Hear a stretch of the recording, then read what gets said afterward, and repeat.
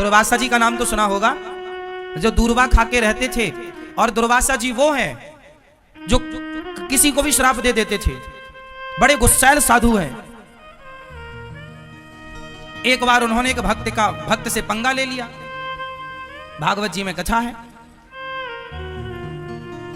एक भक्त थे, नाम था अम्बरीश। क्या नाम था? क्या नाम था? अम्बरीश। अम्बरीशो महाभागा सप्तद्वीपवती महिम। एक अम्बरीश नाम के भक्त थे। वो बेचारे इतने बड़े भक्त थे, सप्तद्वीपवती महिम, 7वां द्वीप के संपूर्ण विश्व के राजा थे अम्बरीश, लेकिन बहुत बड़े भक्त थे। अपने हाथ से गेहूं पीसते थे चक्की से, अपने हाथ से रोटी बनाते थे, अपने हाथ से भगवान को भोग लगाते थे, और भगवान के पूजा के बर्तन अपने हाथ से साफ करते थे। भगवान की ड्रेस, भगवान के वस्त्र अपने हाथ से बनाते थे, भगवान की माला अपने हाथ से बनाते थे, भगवान के लिए पुष्प खुद तोड़ कर लाते थे, जमीन में सोते थे। ऐसे श्रेष्ठ भक्त थे अम्बरीश जी। और वो एकादशी बहुत करते थे। एकादशी के दिन निराहार रहते थे, कोई जलपान नहीं। द्वादशी के दिन ब्राह्मणों को भोग लगाकर, ब्राह्मणों को भोजन पवाकर, और फिर वो पाते थे। एकादशी में बड़ी निष्ठा थी। एक दिन एक घटना घट गई, दुर्वासा जी आ गए। कब आए? द्वादशी के दिन। और द्वादशी का नियम होता है, एकादशी का नियम होता है कि द्वादशी को ही पारण कर लेना चाहिए। पारण मतलब कुछ खा लेना चाहिए, तब व्रत पूरा होता है। क्या पाना चाहिए? कभी जगन्नाथ जी जाया करो तो जगन्नाथ जी में वहां सूखा चावल मिलता है प्रसाद में, गुलाबी कलर के कपड़े में लिपटा हुआ मिलता है वहां, 10 रुपए 20 रुपए में। वो जगन्नाथ जी का प्रसाद वहां के भक्त ना सुखा लेते हैं। भात होता है ना, भात चावल सुखा लेते हैं, फिर उसको 10 रुपए 20 रुपए में प्रसादी बिकता है, वो ले आया करो।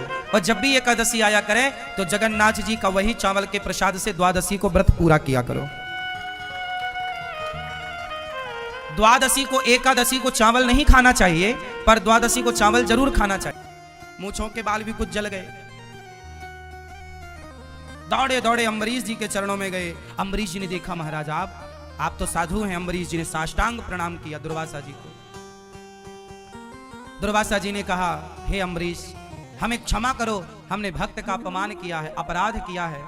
तब दुर्वासा जी के लिए अम्बरीश ने सुदर्शन भगवान से प्रार्थना, हमारी पड़ोसन महीने में हर महीने वृंदावन आने लग जाए, माला जपने लग जाए, तुलसी पहनने लग जाए, तो पड़ोसन बोलती है पाखंडन है, बड़ी पाखंड रच रही है। हाँ, तो वृंदावन आ रही है, तुलसी पहन रही है, कृष्ण कृष्ण जप रही है, तो तुम पाखंड कह रही हो।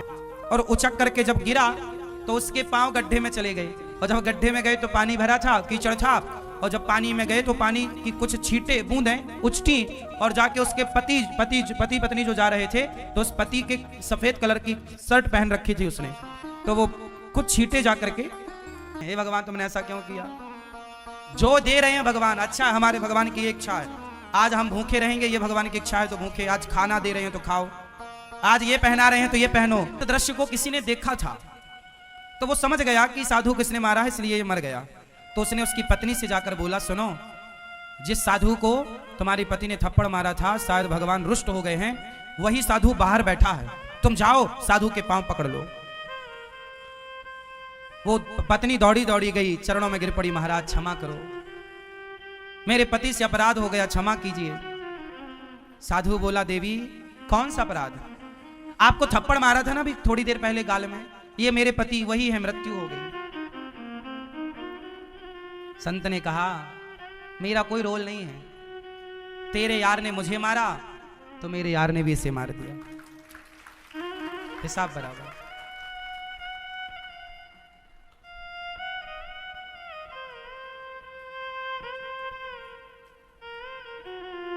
भगवान, मैं कुछ नहीं कर सकता, मैं थोड़ी भगवान हूं, मैं तो भगवान का दास हूं।